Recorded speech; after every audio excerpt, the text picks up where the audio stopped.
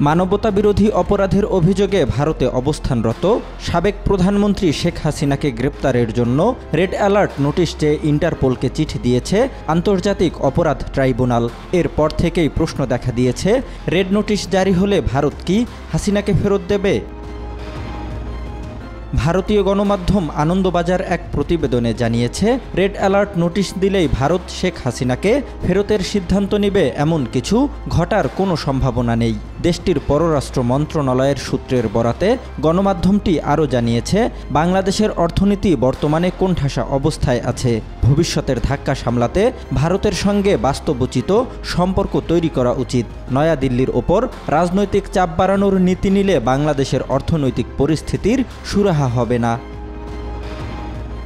আপাতত বিদ্যুৎ বকেয়ার বিষয়টি নিয়ে চাপে রয়েছে বাংলাদেশের অন্তর্বর্তী সরকার। গত কয়েক বছরে ভারত প্রায় $800 কোটি নামমাত্র সুদে ঋণ দিয়েছে বাংলাদেশকে। ভারতীয় কূটনীতিকরা বলছেন, শেখ হাসিনা নয়, এই ক্ষেত্রগুলোতে ভারতের সহায়তা নিয়ে বাংলাদেশের অর্থনীতিকে সামলানো এখন খুবই জরুরি। আসামি ও বন্দীদের একে অপরের কাছে হস্তান্তরের জন্য ভারত বাংলাদেশ প্রত্যর্পণ চুক্তি চালু আছে 2013 সাল থেকেই। ফলে প্রশ্ন উঠছে, সেই চুক্তি অনুযায়ী ফেরত না চেয়ে ইন্টারপোলের সহযোগিতা কেন চাওয়া হচ্ছে? ধারণা করা হচ্ছে, ইন্টারপোলের সহায়তায় শেখ হাসিনাকে বাংলাদেশে আনার প্রক্রিয়া ত্বরান্বিত করতে চাইছে সরকার। কিন্তু বিশেষজ্ঞদের মতে, হাসিনাকে ফেরত পাঠানোর বিষয়টা শুধু রেড নোটিশের মাধ্যমেই সম্ভব নয়। এখানে ভারতের জুডিশিয়াল অথরিটির বোঝাপড়ারও একটি বিষয় রয়েছে।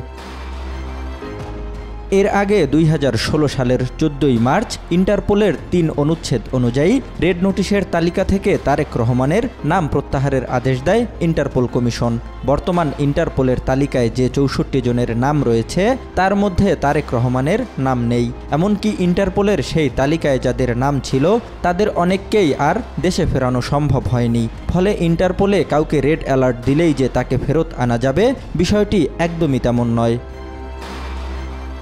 জহিরুল ইসলাম, আজ কাল।